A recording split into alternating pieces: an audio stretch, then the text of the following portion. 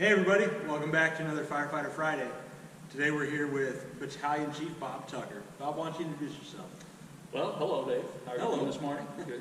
Good. Hi, I'm Bob Tucker. I am a Battalion Chief, work on the B shift here at Cedar Hill. I'm also the Fire Marshal. I'm glad to be able to talk to you, Dave. It's been a while. I know we were trying to get this done, but here we are. So Heck yeah. Let's rock. That's awesome, man. So, Battalion Chief, Fire Marshal, you're in charge of B crew, you're kind of the jack of all trades. Yeah, master of none. I wasn't going to say it, but you know. Go into that a little bit. What does some of your roles and responsibilities look like as far as Battalion Chief and as far as Fire Marshal stuff? Yeah. You're also involved with some of the County Fire Academy and stuff. Some of the training academies. Real briefly touch on some of that. What's that stuff look like? Well, that looks like a lot of work when you start looking at it on paper, to be honest with you. Right. My primary duty is to take care of the guys on B shift. The six of us total, the five that work with me. You know, I look at my responsibility in that is to make sure, one, that we have staffing where we need to have staffing. Make sure the crews have got what they need as far as making sure we have drivers where we need drivers and all of that stuff on those days. But the big portion of my responsibility, the way I look at things, is that I'm there to help them. So when they have an issue, they need something, they need to come to me with it. I support them in whatever they're doing.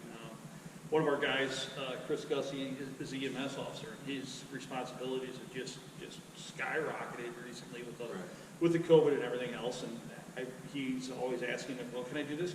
Chris, whatever you need to do, you tell me what you need to do. Right. So I take that kind of approach. Whatever you need, let me know. Get them what they need. Get them lined out on that kind of stuff. Make sure things are operating. As far as other duties with that, it's, you know, make sure the engine houses are maintained. We make sure that we're ready to go when we're needed. You know, on fire scenes, it just kind of depends. As you guys are starting to learn, we don't have a lot of manpower, so there are some days where I can play incident commander boss, and there are some days where I'm playing grunt worker alongside everybody else.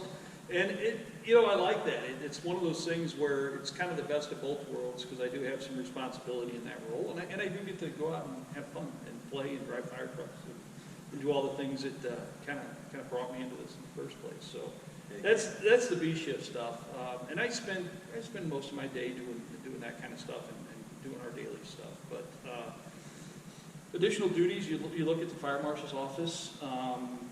Fire marshal's office is kind of one of those things that it comes in spurts. Like right now, we've got 3 building projects going on in the district, so I'm spending a little more time with that. You know, I have to do plan review.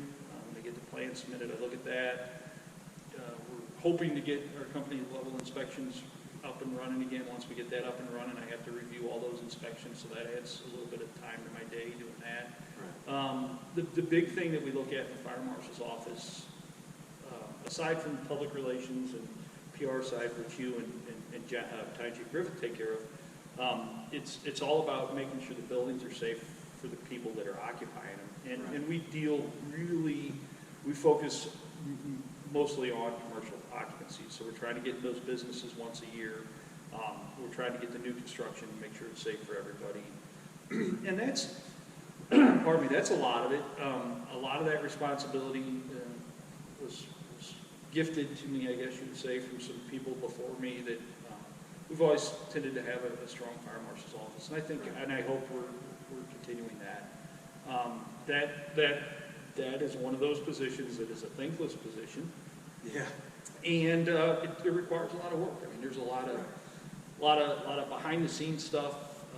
You know, working with the Jefferson County Fire Marshals, the St. Louis County Fire Marshals, the state fire marshals organizations, and trying to keep things safe not only locally but across the state. So that's always fun, and there's a lot of training that goes into that. I mean, hours of thankless training at times, I think, but it's always fun. So I'll put on my off-duty volunteer role hat with the Jefferson County Emergency Services Training Academy. I forget what they call me there, but I'm in charge of certification classes and special programs, so during my off time from here from the firehouse, I work with a couple of really good folks over at the training academy, and I'm in charge of getting all the state certification classes scheduled, with the exception of Firefighter 1 and 2. Captain Peters from Goldman takes care of that. But we're working an Instructor 2 class right now, and I'm leading that class. We're ramping up, hoping to get things opened up back up post-COVID. So we're looking at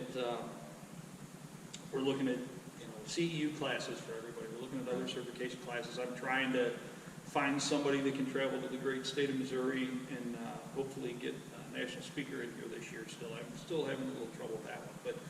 For that one there, it's really, again, it's supporting everybody in the county that's got certifications, wants certifications, and go from there. So, that's a lot of stuff. That's a lot of obviously, stuff. Right? Sometimes I come into a shift and I wonder if there's enough hours in the day. I feel that. So, there's got to be something outside of work you do to relieve some stress, to disconnect for a minute. What kind of hobbies or other interests do you have? Oh, so to tell you the truth, I got a couple of things that I do.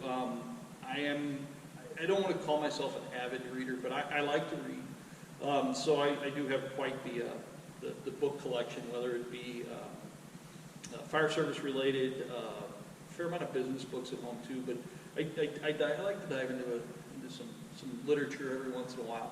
All right. Nothing too highbrow, but I'm not reading Plato or anything. But I do like that. I'm gonna be honest with you. My current thing that really is people will look at me funny about. I've gotten into some true crime stuff lately. And I don't know what it is. Reading a little bit about Bundy, reading about some of these guys, and listening to some of the podcasts and watching. Again, we're at an age now where you can find out a lot of stuff on the internet. I don't know if you've heard about this internet thing. Yeah. But this internet something thing else, is woo, deep dives, baby. But no, it's interesting. I listen to some true crime podcasts, and it gets me to and from work, and it's interesting. Every once in a while, you got to dive in. You're looking at maps and stuff because you're trying. Why can't they figure this one out? This is where it is. Yeah. So it's always fun. But that does every once in a while sucks me in on something that I probably waste some time on. I probably should do other things, but that's always fun. I do hunt and fish, not as much as I would like, but do hunt and fish. The family life keeps me busy. My wife Melissa, daughter Kate, she's a freshman in high school, so that's always fun. I guess one of the hats I'll start putting on here soon. Always a busy time. Always a busy time. One of the hats is I'll take off my taxi driver hat soon, and I guess I'll have to put on a driving instructor hat. So Kate's going to be learning how to drive here in a few months, so I'll get that done. And but no, those are the things that really kind of keep me moving away. We're doing some work on our house right now, so that helps me kind of pull out and decompress a little bit, and get my mind someplace besides work. Yep. Besides work, right? So, absolutely. No, that's really about it. I mean, I got a new toolbox, but that was kind of. Anytime you get new toys, right? That's a real good disconnect. I mean, that was 1 or 2 days worth of organizing. Oh, Screwdrivers can't go there. They got to go up a level. Move up one, move down one. Yeah, all day. That's awesome. That thing's going to be a self-contained unit. I'm going to be able to watch TV and everything out there. There you go. By the time it's done. By the time it's done, is the key there. NASCAR's got nothing on me. That's awesome. So last question. We're asking everybody this. Okay. What is it about the fire service or about the job that just drives your passion? What is it that when you wake up in the morning and you say, I'm going to the firehouse, I'm working my shift, what is it that really gets you going? Yeah, man, like that's hopes and dreams kind of thing. God, I guess I should have watched some of these because I don't know what everybody said now, right? It's the tough question. It's like rapid fire. Right. I don't know. This whole journey for me started back when I was in high school, and I'm not going to say when because that'll tell you how old I am. I'm not telling my age today. But it started back then, and it was a curiosity when it all started. It was like, okay, neighbor was a firefighter. What's this all about? Started volunteering with Rock Community over in Arnold. And it kind of grew from there. And it was one of those things where it was like, this is kind of interesting. It's a job that you can do and you can help people, and you get a little bit of excitement out of it. Not a lot. And I don't know why, but it kind of grew in that level. Took a break there, a little bit of got a real full-time job there for a while. 2002 or so found myself not really liking what I was doing at work, and was in an opportunity to make some changes, and decided to make that change because the big part about it is it made me happy. It made me where I wanted to go to work. I enjoyed it. Got very fortunate. Cedar was hired at the time. Came in down here got hired with a big group of people. There were 5 of us that got hired. 3 of us are still here. 3 of us are still here. And it's been fun. It's been the not knowing what you're going to get into any day you come into work. It's the people we have working here, the people we work with, I think are just awesome. And we get that opportunity to hang out with some good people. We get that opportunity to help people. We get that opportunity of not knowing what's going to happen. I mean, we could be sitting here right now and have to roll across the street for something. I think that's a lot of it. And what kind of keeps me moving, and I've kind of made this switch over the past few years, is trying to get everything set up for the people that are going to follow us in the firehouse here. Because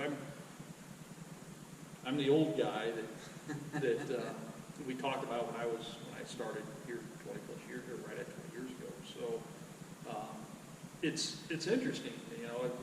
I've gone through that switch, and now I'm kind of on the backside, not the big backside, but I'm just over the crest. Just over the crest, right? I'm one of the older guys here, and I want to make sure that it's set up for everybody in the future. It's set up for the community, and we're ready to go. And we got to build those relationships, build the nice, strong background for the guys, and give them that education. And that's what kind of has pushed me now. And because I'll get asked all the time, why do you spend time away from here working with the training academy or doing that other stuff? And that's the drive there. It's just to make everybody in the county, make all our guys here, guys and gals here, better firefighters and all that. And that's really the drive. It's that to help others.